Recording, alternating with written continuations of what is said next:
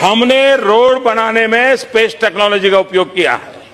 Space technology से photography होती है, मॉनिटरिंग होता है। आज के तो गाड़ी अटका है ना, आज के तो 100 किलोमीटर स्पीडे चले যায়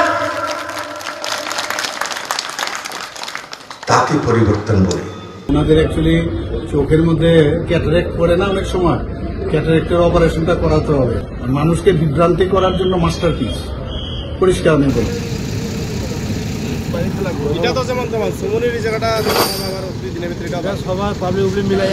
हमने रोड बनाने में स्पेस टेक्नोलॉजी का उपयोग किया है।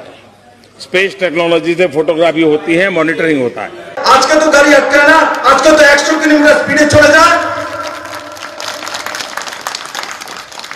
তাকে পরিবর্তন বলে। ওনাদের অ্যাকচুয়ালি চোখের মধ্যে ক্যাটারেক্ট পড়ে না, অনেক সময় ক্যাটারেক্টের অপারেশনটা করাতে হবে।